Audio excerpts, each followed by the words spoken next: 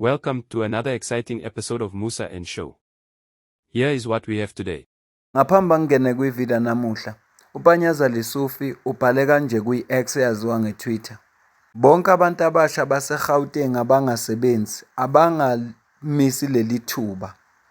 Lena i-National Initiative but almost 30,000 abantu abasha from eGauteng province bazokwazi ukubenefita as ama-teachers assistants.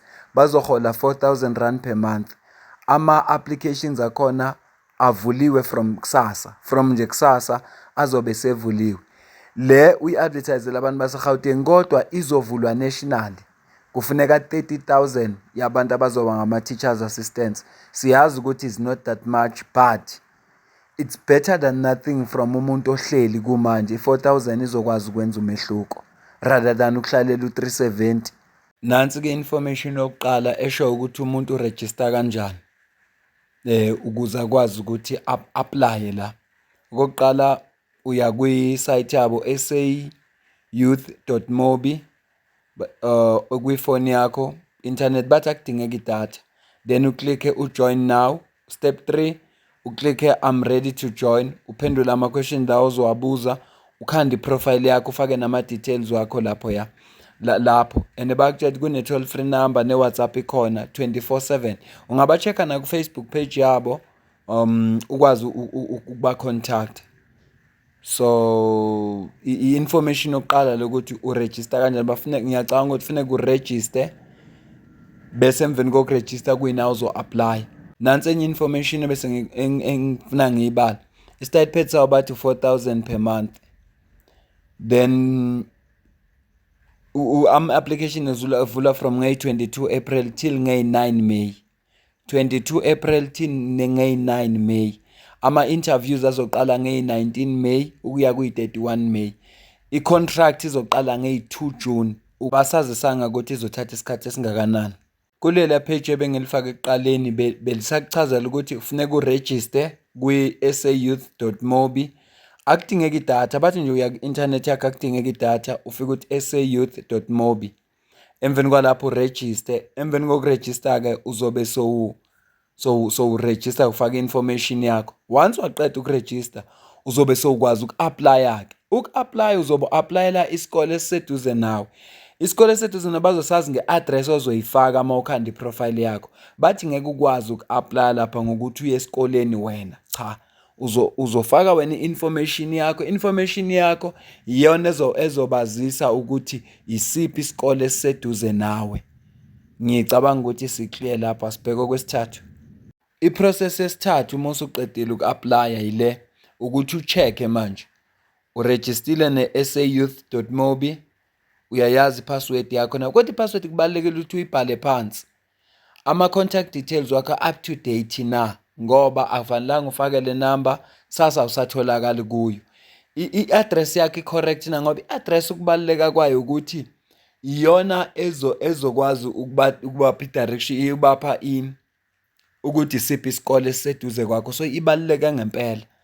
Then unayo i-bank account na. So uma ngabe unazo lezi zinto lezi uzolunga uku-apply, ngoba ukuregister uzoregister ukhanda i-password wena, ufaka ama-contact details wakho, i-physical address yakho wenze sure ukuthi correct, then i-bank account ube nayo.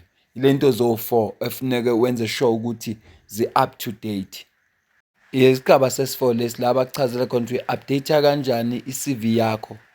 Into yokuqala uya ku-sayouth.mobi, uloge in njengoba uregistile ekuqaleni. Suka lapho uselecta u-SAYouth CV. Icon bathi iku-bottom right kwi-screen sakho la uzokwazi uku-update khona ama-personal details, ama-qualification ne-experience. Okusho ukuthi uma usuqedile le nto ade uyenza laphaya sekufuneka manje u-update-ke manje izinto zakho lezi ukuthi unani.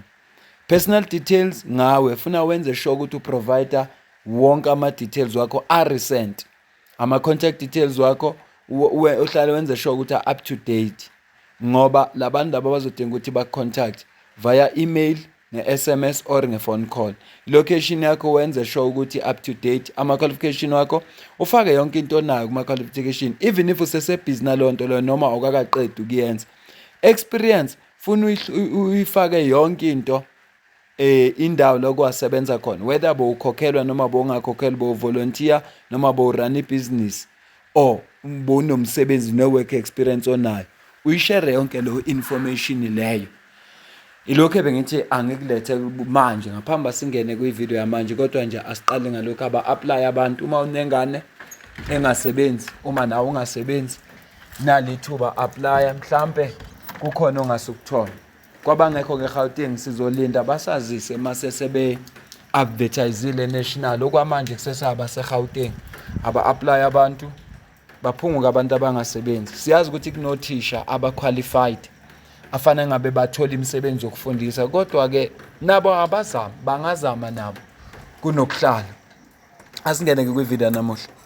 Kune-statement ebesicirculator sibhalwe MK Women's League ebesibhale ngomhla ka-20 April 2025, of which bekuyi-Sunday, lapho khona i-MK Party Women's League izwakalisa ukungenami kwayo ngohambo likaFloyd Shivambu ukuthi ayobona umfundisi lo uProphet Shepherd Bushiri le eMalawi.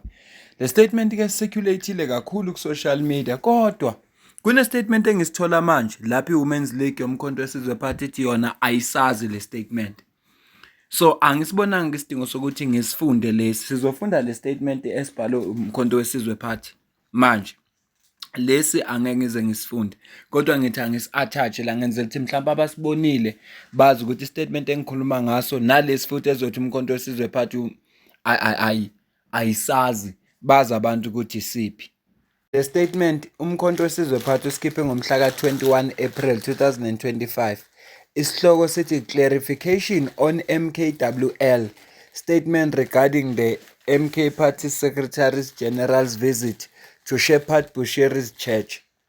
Sifundeka kanje: i-MK Party Women's League esemthethweni, ama-detachments wakhona a-official a-recognizwa i-structure so-MK Party, sewaqaphelile lokhu futhi ane-concern mayelana nestatement esibhalwe ukuthi siphume ngomhla ka-20 April 2025 esiseculator ku-social media. Le statement sibhalwe sengathi sivela kumkhonto wesizwe Women's League and sikhomenta mayelana nodaba lika-Secretary General ukuthi uvakashele isonto lika-Shepherd Bushiri lena eMalawi.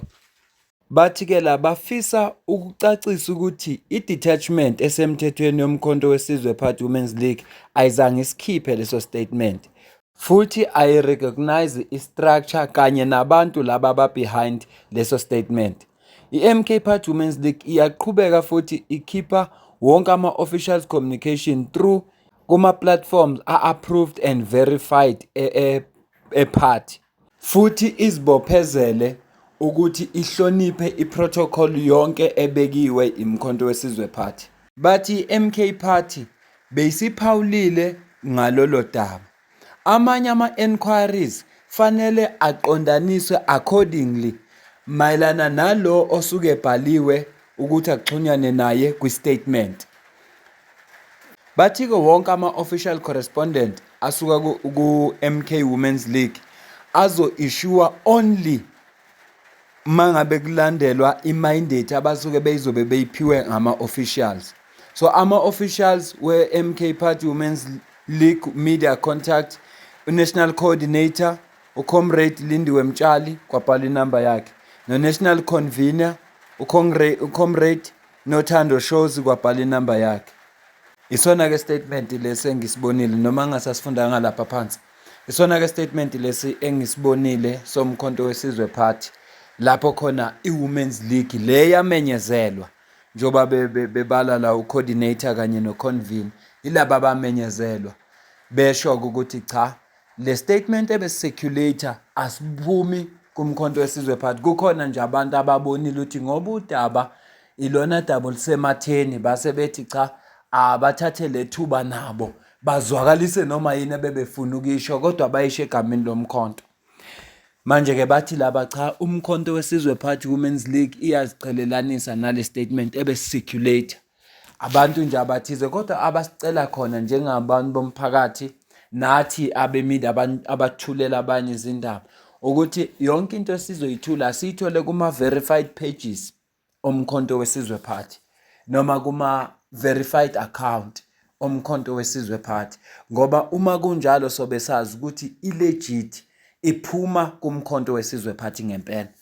Sizokhumbula-ke ukuthi nale statement somkhonto wesizwe party la bebekhuluma khona besho ukuthi uFloyd uzihambele on his personal capacity, iphume ku-verified account yabo yomkhonto wesizwe party. So basho lokho, and lapha kubhaliwe ukuthi uma ngabe kunama-enquiries akucontact uNhlamulo Ndlela, kwase kubhalwa amanamba lapho. Nabo-ke lento abayigcizelelayo njengoba befaka amanamba wabo ukuthi uma kukhona izinto abemedia abafuna ukuzazi abacontacte labantu ababhalwe laphaya ukuze bezokwazi ukuthola i-information elegit. Ilokho ebengithi angikulethele khona nje ngalokuhlwa kwanamuhla. Nansi istatement engisitholayo futhi into enza ukuthi ngisithembe ngoba kubhalwe labantu abamenyezelwa ngesikhathi umkhonto wesizwe party wawumemezela ama-structures wawo. Ngiyacela ukuze ukuphawula kwakho, comment, ulike, ushare, usubscribe. Mina nawe asidibane kwivideo elandelayo. Ngiyabonga.